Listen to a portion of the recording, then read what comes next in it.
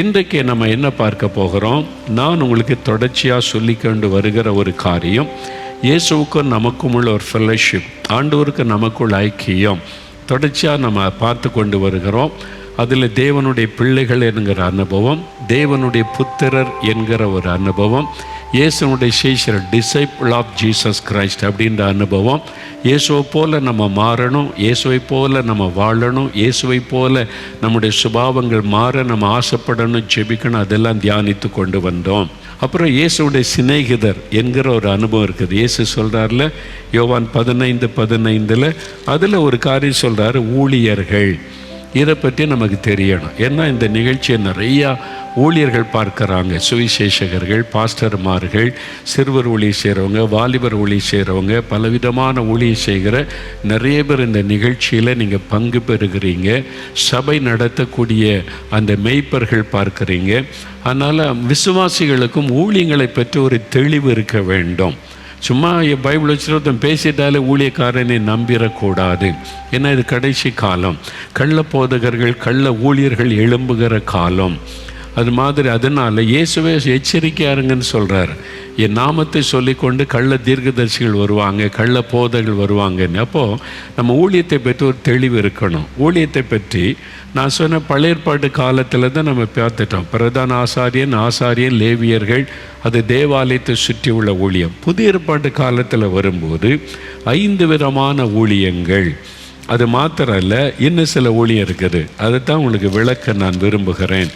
நீங்கள் வேத புஸ்தகத்தில் பார்த்தீங்கன்னா, எபேசியர் 4ஆம் அதிகாரம் 13ஆம் வசனத்தில் அவர் சிலரை அப்போஸ்தலராகவும், சிலரை தீர்க்கதரிசிகளாகவும், சிலரை சுவிசேஷகராகவும், சிலரை மேய்ப்பராகவும், அப்புறம் சிலரை போதகராகவும் ஏற்படுத்தினார். புதிய ஏற்பாட்டு கால ஊழியங்கள் 5 விதமான ஊழியங்கள்: அப்போஸ்தலர்கள், தீர்க்கதரிசிகள், சுவிசேஷகர்கள், மெய்ப்பர்கள், போதிக்கிறவர்கள், டீச்சர்ஸ் என்பது. இது இல்லாமல் இன்னும் சில ஊழியம் இருக்குது. அதுதான் என்னன்னு சொன்னால் கண்காணி, அப்புறம் உதவிக்காரர் ஊழியம். அதே உங்களுக்கு விளக்கி சொல்ல, இதை நீங்கள் புரிந்து கொள்ள வேண்டும். அப்போ முதல்ல இதெல்லாம் நம்ம அறிந்து கொள்ள, எதுக்கு இந்த ஊழியங்கள்?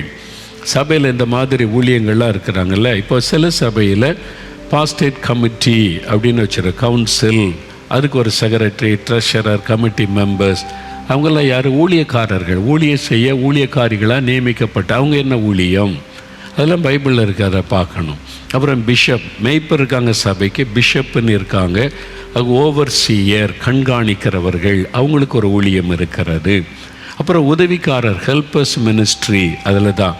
இப்போ ஒரு ஊழியனை வைத்துக்கொண்ட ஒரு மிஷினரி ஊழியம் அப்படின்னா, மிஷினரிகளாக ஒரு 1000 பேர் ஊழியம் செய்வாங்க. ஆஃபீஸில் ட்ரெஷரராக பணத்தை கவனிக்க, லெட்டர் அனுப்ப ஒரு 15-20 பேர் வேலை. அவங்கெல்லாம் யார்? அவங்களும் ஊழியக்காரர்கள். அவங்களுக்கு என்ன ஊழியம்? அவங்கள பற்றி பைபிளில் இருக்குதா? அதை பார்க்கணும். இப்போ இயேசுடைய ஊழியத்தில் எடுத்து நான் பிரசங்கம் பண்ணுறேன், சிலர் பிரசங்கம் பண்ணுகிறோம். அது இல்லாதபடி இப்போ அந்த கேமராக்கு பின்னாலேருந்து சிலர் செயல்பட்டு கொண்டு இருக்கிறாங்க, எடிட்டிங்கில் செயல்படுறாங்க. சிலர் ஜெபம் நடத்துகிறாங்க. சில ஆஃபீஸில் கணக்கு எழுதுவாங்க, பண வரவு செலவை கவனிப்பாங்க. இது மாதிரி கம்ப்யூட்டரில் உட்காந்து வேலை. அவங்கெல்லாம் என்ன ஊழியம்? அவங்கள பற்றி பைபிளில் இருக்குதா? இருக்குது. எல்லாரையும் ஊழியத்தை பற்றி பைபிளில் இருக்குது. உங்கள் சபையில் ஆஃபீஸ் வச்சுருவாங்க, சர்ச்சில் ஆஃபீஸ் வச்சு, நீங்கள் என்ன செய்கிறீங்க? நான் கிளர்க்காக இருக்கிறேன், கணக்கராக இருக்கிறேன், நான் இந்த கம்ப்யூட்டர் இதில் வேலை செய்கிறேன் அப்படி சொல்லுவாங்க. இல்லை, அவங்கள பற்றி பைபிளில் இருக்குதா? இருக்குது. அப்போ எந்த ஊழிய ஸ்தாபனத்தில் நீங்கள் சேர்ந்தாலும் அவங்கள பற்றி இருக்குது. ஊழியத்தில் நீங்கள் கேம்பஸில் பாருங்களேன், அந்த செக்யூரிட்டி இருக்கிறாங்க, பெருக்கிறவங்க இருக்கிறாங்க, அவங்கள பற்றி பைபிளில் இருக்கா? இருக்குது. அவங்கள பற்றி என்ன சொல்லியிருக்குது? எல்லாமே பைபிளில் இருக்குது. பிரசங்கம் பண்ணுறவங்க மட்டும்தான் ஊழியக்காரங்கன்னு கிடையாது. விதவிதமான ஊழியங்கள் எல்லாரை பற்றியும் பைபிளில் இருக்கிறது. இதை நீங்கள் தெரிந்து கொள்ளணும் என்று ஆண்டவர் விரும்புகிறார். அதில் தான் முக்கியமானது சொன்ன 5 விதமான ஊழியங்கள். அதை பற்றி எதுக்கு இந்த ஊழியெல்லாம்? சரி, இந்த 5 விதமான ஊழியம், அப்புறம் உதவிக்காரர் ஊழியம், கண்காணி ஊழியம், இது மாதிரி ஒரு ஊழிய ஸ்தாபனத்தில் பிரசங்கம் பண்ணுறது கொஞ்சம் பேர் தானே. அப்போ இயேசுவின் ஊழியத்தில் கிட்டத்தட்ட ஒரு 400 பேர் ஃபுல் டைமாக இருக்கிறோம். ப்ரேயர் சென்டர்லாம் கவனிக்கிறது, செய்கிறது, ஜபமலையில் இங்கெல்லாம் சேர்ந்து 400 பேர் முழு நேரமாக ஊழியத்தில் பணி செய்கிறோம். பிரசங்கம் பண்ணுறது ஒரு கொஞ்சம் பேர், 10%, 40 பேர், 50 பேருக்குள்ளே பிரசங்கம் பண்ணுற அவ்வளோ. மீதி பேர் அவங்களாம் ஊழியம் செய்யலையா? அவங்களும் ஊழியக்காரர், ஊழியக்காரிகள் தான். அவங்கள பற்றி பைபிள் இருக்குதா? இருக்குது. அதைத்தான் உங்களுக்கு சொல்ல விரும்புகிறேன். நம்ம சரியாக பைபிளை அறிந்து கொண்டால் நம்ம ஏமாற்றப்பட மாட்டோம். அதனால தான் வேத வசனத்தில் இதை குறித்து உங்களோட ஆண்டவர் பேச சொன்னார். அப்போ நீங்கள் கவனமாக அறிந்து கொள்ளணும். அப்போ எதுக்கு இந்த ஊழியெல்லாம்? எதுக்கு அவ்வளோ பெரிய கட்டடம், ஊழிய ஆஃபீஸு, இதுக்கு பாஸ்டர்ன்றான், ஒருத்தர் எவாஞ்சலிஸ்ட்னா, ஒருத்தர் நான் சிறுவர் ஊழியம் செய்கிறேன்றான், வாலிபர் ஊழியம் செய்கிறேன்றான், ஜபக்குழு நடத்துகிறேன்றான். இது மாதிரிலாம் ஒவ்வொன்றா சொல்ல. எதுக்கு இதெல்லாம் அப்படின்னு கேட்டிங்கன்னா, முக்கியமான நோக்கம் எபேசியர் 4:12 பாருங்கள். பரிசுத்தவான்கள் சீர்பொருந்தும் பொருட்டும் சுவிசேஷ ஊழியத்தின் வேலைக்காகவும் கிறிஸ்துவின் சரீரமாகிய சபையானது பக்தி விருத்தி அடைவதற்காகவும் சிலரை அப்போஸ்தலர், இந்த ஊழியக்காரர்கள் அப்போஸ்தலர்கள், தீர்க்கதரிசிகள், இந்த ஊழியம் எல்லாமே. அப்போ எதுக்காக? முக்கியமான காரியம் 3 சொல்லப்படும். ஒன்று, பரிசுத்தவான்கள் சீர்பொருந்தும் பொருட்டு. யாருங்க பரிசுத்தவான்கள் அப்படின்னு கேட்டால், ரட்சிக்கப்பட்ட எல்லாரும் பரிசுத்தவான்கள் என்று பவுலை பரிசுத்தவான்களுக்கு எழுதுகிறதாவது, ரட்சிக்கப்பட்டவங்க, பாவத்தை விட்டு மனம் திரும்பி இயேசுவை ஏற்றுக்கொண்டவங்க, அவருடைய இரத்தத்தினால் கழுவப்பட்ட எல்லாரும் தேவனுடைய பார்வையில் பரிசுத்தவான்கள். மற்றவங்க என்ன வேணாலும் பேசட்டும், சொல்லட்டும். தேவனுடைய பார்வையில் என் இரத்தத்தினால் கழுவப்பட்ட மீட்கப்பட்ட இவன் பரிசுத்தவான், தேவன் அப்படி தான் பார்க்கிறான். ஆனால் அப்படி நம்ம ரட்சிக்கப்பட்டு பரிசுத்தவான்கிற நிலைமையில் சர்ச்சுக்குள்ளே இருந்தாலும் நம்ம சீர் பொருந்தணும். இன்னும் குறை இருக்குது, இன்னும் பரிபூரணமாகணும், இன்னும் சில குறைபாடு இருக்குது, இன்னும் பரிசுத்தமாக வேண்டிய காரியம் இருக்குது. அதனால அவங்க சீர் பொருந்தும் பொருட்டு. ரட்சிக்கப்பட்ட எத்தனை பேர், அபிஷேகத்தை எத்தனை பேர் இப்போ தவிர ஒன்று, ஐயோ இதெல்லாம் தப்புன்னு தெரியாது, இப்போ தான் தெரிதுன்னு மாற்றம் அடைகிறாங்கல்ல, சாட்சி சொல்கிறாங்கல்ல. அப்போ பரிசுத்தவான்களாக இருக்கிறவங்களும் சீர் பொருந்தணும், இன்னும் பரிசுத்தமாகணும். அதுக்கு இந்த ஊழியங்கள் அவசியம். ரெண்டாவது, சுவிசேஷ ஊழியத்தின் வேலைக்காக. சுவிசேஷ ஊழியத்தின் வேலைக்காக. அது சுவிசேஷகன்னு அழைக்கப்பட்டவங்க மட்டும்தான் சுவிசேஷம், அப்படி கிடையாது. தீர்க்கதரிசியாக இருந்தாலும் சரி, மேய்ப்பராக இருந்தாலும் சரி, டீச்சராக இருந்தாலும் சரி, அப்போஸ்தலராக இருந்தாலும் சரி, சுவிசேஷம் அறிவிக்கணும். ஒரு சபை சுவிசேஷம் அறிவிக்காவிட்டால் அது பூரணப்பட்ட சபை அல்ல. தேவ திட்டத்துக்குள்ளே இன்னும் பூரணமாக அந்த சபை வரவில்லை. சுவிசேஷத்தை அறிவிக்கணும், ரொம்ப முக்கியம். பாஸ்டராக இருந்தாலும் சுவிசேஷம் அறிவிக்கணும். நான் பார்த்துருக்கேன், சிலர் பாருங்கள், பாஸ்டர் மோகன் அவங்கள பார்த்துருக்கீங்களா? எவ்வளோ பெரிய சபைக்கு தேவன் மேய்ப்பராக வச்சிருக்கிறார். அவங்க சாதாரண முதல்ல தெருப்பிரசங்கம், சின்ன சின்ன இடங்களை சுவிசேஷ பிரசங்கம் பண்ணி கர்த்தர் உயர்த்தினார். இப்போவும் அவங்க ஒரு காஸ்பல் மீட்டிங்கில் விடுங்க, அழகாக சுவிசேஷத்தை புது ஆத்மாவுக்கு தெளிவாக சொல்லி ரட்சிப்புகளை நடத்துவாங்க. பாஸ்டர் ரத்தனம்பால்னி ஒரு ஐயா இருக்கிறாங்க, பாளையங்கோட்டையில், துதியின் கோட்டைன்னு. அவங்களுடைய பிரசங்கத்தை அவங்க ஒரு பாட்டு பாடின காஸ்பல், அந்த பாட்டை மக்கள் அப்படி தொடும், சிலுவை பற்றி பாடுவாங்க பாருங்கள். சுவிசேஷம், அந்த பாட்டு சுவிசேஷம், அவங்க செய்தி சுவிசேஷம் அப்படி ஆத்மாக்களை தொடும், புது ஆத்மாக்களை. ஆனால் இன்றைக்கி நிறைய பிரச்சனை, நிறைய பாஸ்டருக்கு சுவிசேஷமே சொல்ல தெரியலை அப்படின்றது ஒரு வேதனையான விஷயம். ஏன்? சுவிசேஷகனுக்கு சுவிசேஷம் சொல்ல தெரியல, இதுதான் பெரிய பிரச்சனை. இயேசுவை எப்படி மக்களுக்கு சொல்லணும்னு தெரியல, என்னென்னோ பேசுகிறாங்க. பேர் சுவிசேஷகன், ஆனால் பிரசங்கம் பண்ண விட்டால் என்னென்னோ பேசுகிறாங்க, பழைய ஏற்பாடு குழப்பி அடிச்சிடுறாங்க. இயேசுவை அழகாக சொல்லுங்கள், எளிமையாக சொன்னால் ஜனங்க ரட்சிக்கப்படுவாங்க. சிலர் தான். அப்போ பாஸ்டர்மாராக இருக்கிறவங்க சுவிசேஷம் சொல்லவும் உங்களுக்கு தெரியணும். ஒரு வாய்ப்பு கிடைக்கும். சில பாஸ்டர் நான் பார்த்துருக்கிறேன், பிறந்த நாள் விழாவுக்கு வருவாங்க, ஒரு பிறந்த நாள், கல்யாண நாள் விழாவுக்கு அந்த பாஸ்டரை கூப்பிட்ருப்பாங்க. அவங்க பேசுனா அங்கே நிறைய கிறிஸ்தவர் எல்லாரும் வந்திருப்பாங்கல்ல, அழகாக சுவிசேஷம் சொல்லுவாங்க. நான் பார்த்துருக்கேன். பாஸ்டர் தான் சபையில் அது போதனை வேறு. புறஜாதியர் வந்துட்டால் சுவிசேஷம் சொல்ல தெரியும், அழகாக சுவிசேஷம் சொல்லுவாங்க பாருங்கள். நான் ரொம்ப சந்தோஷப்பட்டு இருக்கிறேன். எல்லா பாஸ்டர்மார்களுக்குள்ள அந்த கிருபை வேணும், சுவிசேஷத்தை அறிவிக்கணும். அதுக்கு தான் சபை. சுவிசேஷம் அறிவிக்க தான் ஊழியக்காரங்க. இல்லை நான் பாஸ்டர் ஆகிட்டேன் சுவிசேஷம்லாம் சொல்ல மாட்டேன்னா தப்பு. வசனம் உங்களுக்கு தெரியலன்னு அர்த்தம். வசனத்துக்கு நேராக திரும்புங்க, அப்போ தான் உங்கள் சபை வளரும். நீங்கள் பாஸ்டராக இருந்தாலும் சுவிசேஷத்தை அழகாக சொல்லணும். பாஸ்டர் பாலியங்கிச்சோ எவ்வளோ பெரிய உலகத்திலே பெரிய சபைக்கு பாஸ்டர். ஆனால் அதே சமயத்தில் ஒரு கூட்டம் ஒழுங்கு பண்ணால், பப்ளிக் மீட்டிங் ஒழுங்கு சுவிசேஷத்தை அவ்வளோ அழகாக சொல்லி ரட்சிப்புகளை ஜனங்களை வழி நடத்துவார். இதை தயவு செய்து புரிந்து கொள்ளுங்க, அதுக்கு ஒப்பு கொடுங்க, அதை கற்றுக்கொள்ளுங்க.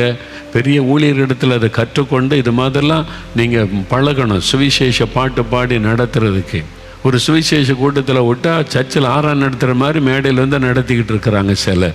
எப்படி சுவிசேஷத்துக்கும் ஒரு சர்ச்சை ஆராய்றது வித்தியாசம் தெரியல.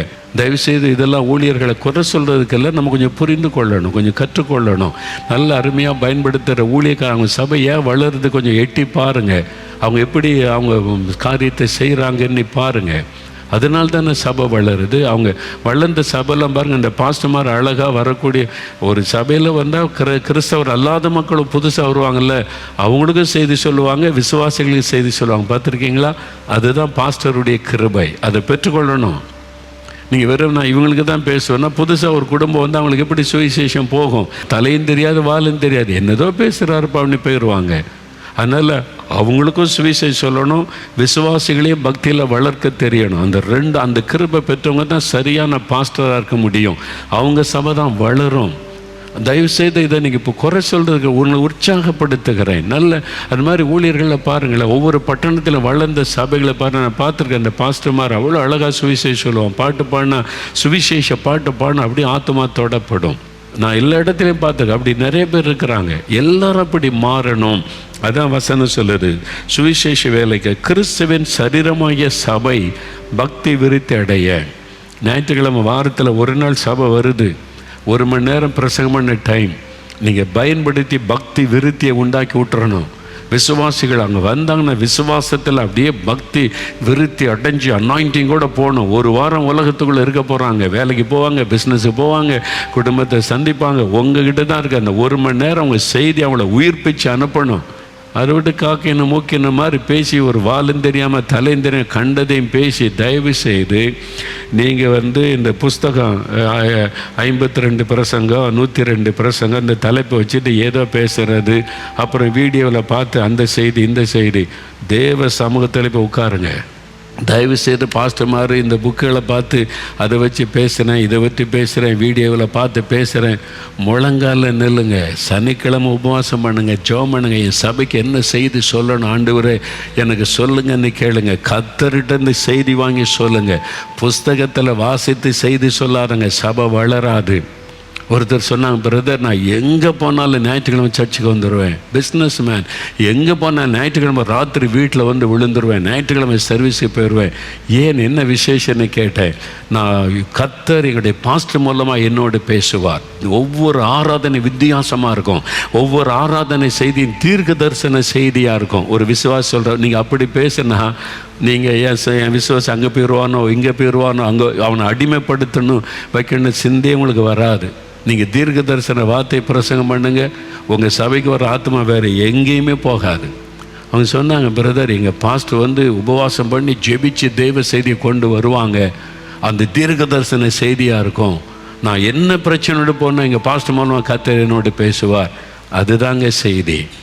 தயவு செய்து சபையில் பாஸ்டர்மார்கள் அந்த புஸ்தகம் இந்த புஸ்தகம் கண்டதையும் படிச்சுட்டு அப்புறம் வீடியோ பார்த்துட்டு பிரசங்கம் பண்ணாதங்க. ஆண்டவரை பாருங்கள், காத்துருங்க. ஆண்டவரே இந்த ஆத்துமாக்கள் என்னை நம்பி தந்திருக்க, நீங்கள் அவங்களுக்கு பக்தி விருத்தி உண்டாகணும், அதில் ரட்சிக்கப்படாத ஆத்மா ரட்சிக்கப்படணும். அவங்களுக்கு நான் என்ன சொல்லணும் கேட்டு கேட்டு சொல்லுங்கள். சபை வளர்ந்துக்கிட்டே இருக்கும். அதுதான் கர்த்தர் விரும்புகிறார். அப்படி கர்த்தர் உங்களோட பேசுவதற்கு நீங்கள் காத்திருந்து தெய்வ செய்தி கொண்டு வர. அப்படி நிறைய பாஸ்டர்ஸ் எனக்கு தெரியும். சனிக்கிழமை அவங்கள பார்க்கவே முடியாது. சில பாஸ்டர்ஸ் சனிக்கிழமை அவங்கள பார்க்க முடியாது. என்னாச்சு கேட்டாக்க ஒய்ஃப் சொல்லுவாங்க, இன்றைக்கி முழுதும் அவங்க ஜெபத்தில் இருப்பாங்க, நாளைக்கு ஆராதனையில் செய்தி கொடுக்கணும்ல. அதுதான் கரெக்டான ஒரு மேய்ப்பருடைய ஊழியம். நீங்கள் அதை செய்யணும். தயவுசெய்து நீங்கள் அதை மனசில் பதித்து கொள்ளுங்க. அப்போது அதான் சொல்ல, பக்தி விருத்தி, சபை பக்தி விருத்தி. என் சர்ச்சுக்கு போனால் ஒரே குழப்பமாக இருக்குது. பாஸ்டர் திட்டிக்கிட்டே இருக்காரா, எங்கள் போதகர் அவரை திட்டுறாரு, இவரை திட்டுறாரு, இவரை பேசுகிறாரு. அதுக்காக சபைக்கு வர்றோம், மனுஷனை திட்டுறதை கேட்குறதுக்கு? தேவனுடைய செய்தியை மக்களுக்குள்ளே கொண்டு போகிறதுக்கு தான் சபைக்கு மக்கள் வர்றாங்க. ஒரு சபையில் என்ன பண்ணான்னா, அந்த பட்டணத்துக்கு ஒரு ஊழியக்காரந்து கூட்டம் நடத்தி விட்டார். ஒரு சுவிசேஷன் வாங்கல கூட்டம் நடத்திட்டார். அடுத்த ஞாயிற்றுக்கிழமை ஆராதனையில் இந்த பாஸ்டர் இந்த போதகர் சிஎஸ் சர்ச்சில் புல்பில் ஏறினா பிரசங்கமே இவ்வளோ நேரம் தான். என்ன லிமிட்டு 10 நிமிஷமா, 10 நிமிஷம் 15 நிமிஷம் தான் பிரசங்கமே. அதுக்கு மேலே சிலருக்கு ஓடாது. அந்த நிமிஷத்துலேயும் அந்த வந்துட்டு போன ஊழியக்காரனே தாக்கி பிரசங்கம். சரி, ஒரு வாரம் பேசிட்டாரு, அவருடைய பலவீனம் விட்டாங்க. அடுத்த வாரமாக அந்த ஊழியக்காரனை தாக்கி பேசுகிறார், மற்ற ஊழியக்காரங்களை குறை சொல்லி. 2வது வாரம் பேசினாரா, உள்ள வாலிபர்கள்லாம் ஒன்று கூடி போனாங்களாம். அந்த பையன் அவங்கள்ட்ட பேசணும் என்ன அப்படின்னு கேட்டாரா. ஐயா, நாங்கள் சர்ச்சுக்கு வர்றது நீங்கள் பண்ணுற பிரசங்கமே 10 நிமிஷம் 15 நிமிஷம். அதில் நாங்கள் இயேசுவை பற்றி என்ன சொல்லுவீங்க, வசனத்தை பற்றி என்ன சொல்லுவீங்க கேட்க வர்றோம். நீங்கள் அந்த ஊழியக்காரன் இந்த ஊழியக்காரன் திட்டுறதை கேட்குறதுக்கு நாங்கள் சர்ச்சுக்கு வரல.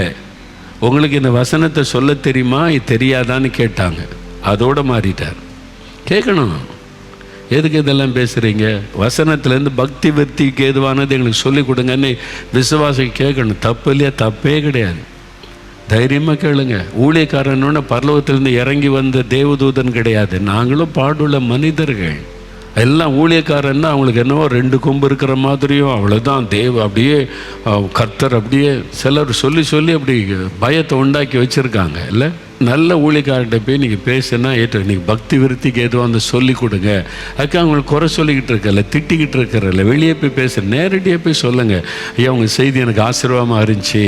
எங்கள் சர்ச்சில் பிரசங்கம் பண்ண ஆளுக்கு வந்தால் நான் போய் ஞாயிற்றுக்கிழமை பிரசங்கத்தை கேட்பேன். ஆசீர்வதிக்கணும் முடிஞ்சோன்னே போய் அவங்கள்ட்ட சொல்லுவேன், இந்த செய்தி எனக்கு ஆசீர்வாதமாக இருந்துச்சு, கர்த்தருக்கு ஸ்தோத்திரம் அப்படின்னு. அப்படி சொல்லுங்க, பாஸ்டர்கிட்ட போய் சொல்லுங்கள், பாஸ்டர் இன்றைக்கி ஆண்டவர் என்கிட்ட பேசினார், உங்கள் செய்தி எனக்கு ஆசீர்வாதம் அப்படி 4 பேர் சொல்லுங்களேன். அவங்களுடைய பிரசங்கமே மாறிடும். நீங்கள் ஏன் சொல்ல மாட்டேன்னா, உங்கள் பிரசங்கத்து மூலம் தொடப்பட்டீங்கல்ல, போய் பாஸ்டர்கிட்ட சொல்லுங்கள், ஒரு பாராட்டுங்க. இன்றைக்கி ஆண்டவர் என்னோட பேசினார், ஆசீர்வாதமாக இருந்துச்சு பாஸ்டர் ஐயா, உங்களுக்கு ஸ்தோத்திரம்னு சொல்லுங்கள். ஏன் சொல்லக்கூடாது? நான் அப்படி சொல்லுவேன். எங்கள் சர்ச்சுக்கு யார் பிரசங்கம் பண்ண வந்தாலும் அது மூலமாக நான் தொடப்பட்டேன்னா போய் சொல்லிடுவேன். நான் எனக்கு ஆசீர்வாதமாக இருந்துச்சு, ரொம்ப சந்தோஷம் சொல்லுங்கள். பக்தி விருத்தி இல்லாத பேசுகிறாங்களா, அடுத்த ஊழியக்காரனை திட்டுறாங்களா, ஐயா தயவுசெய்து அதுக்கு மட்டும் மாற்றிடுங்க ஐயா, நாங்கள் உங்கள்கிட்ட தேவ செய்தி கேட்க வர்றோம், வசனத்துலேருந்து இயேசுவை பற்றி சொல்லிக் கொடுங்க அப்படின்னு அன்பாக சொல்லுங்கள். தாழ்மையாக சொல்லிட்டு வந்துடுங்க. நீங்கள் போய் குறை சொல்ல வேண்டாம், நீங்கள் என்ன திட்டெல்லாம் வேண்டாம், அன்பாக தாழ்மையாக சொல்லிட்டு வந்துடுங்க. ஆவியானவர் கிரியை செய்வார். அடுத்த வாரத்தில் அவனுடைய பிரசங்கமே மாறிடும். ஆமாம், உண்மைதான். இதை மனதில் கொள்ளணும். சரியாக ஜெபிக்கலாமா? எல்லோரும் அப்படியே ஒரு நிமிஷம் இதயத்தில் கை வச்சு, ஆண்டவரே, நான் வேத சத்தியத்தை தெளிவாக அறிந்து கொள்ளணும், ஊழியங்களை அறிந்து கொள்ளணும், எனக்கு கிருபை தாங்க. நான் ஊழியத்தில் அரைகுறையாக இருக்கக்கூடாது, எல்லாத்துலேயும் தெளிவாக இருக்கணும். ஜெபம் பண்ணுங்க. எங்கள் சபையில் எங்கள் மேய்ப்பர் அவங்க மேலே நான் அன்பாக இருக்கணும், நான் கரிசனையாக இருக்கணும், அவங்களுக்கு உதவி செய்யணும், சபையை நான் தாங்கணும், எங்கள் சபை மேய்ப்பரை நான் உற்சாகப்படுத்தணும், சபை ஊழியங்களுக்கு நான் ஆசீர்வாதமாக இருக்கணும், என்னை ஆசீர்வாங்க. சுவிசேஷம் அறிவிக்கிறவங்களுக்கு நான் ஆசீர்வாதமாக இருக்கணும், சுவிசேஷம் அறிவிக்கிறவங்களுக்கு நான் உதவியாக இருக்கணும், அவங்களுக்கு நான் உதவி செய்யணும். என்ன அப்படி பயன்படுத்துங்க. இந்த ஊழியத்தையெல்லாம் செய்கிறவங்களை ஆசீர்வதிங்க ஆண்டவரே. உம்முடைய ராஜ்யம் கட்டப்படட்டும், உம்முடைய நாம மகிமைப்படட்டும். எங்களை அர்ப்பணித்துக் கொள்கிறோம். இயேசுவின் நாமத்தில் ஜெபிக்கிறோம் பிதாவே. ஆமென், ஆமென். For further details and prayer support, contact Jesus Redeems Ministries, Nalumavudi, Thoothukudi District, 628-211. Our phone number 04639 353535. info@jesusredeems.org. Our website www.jesusredeems.com. God bless you.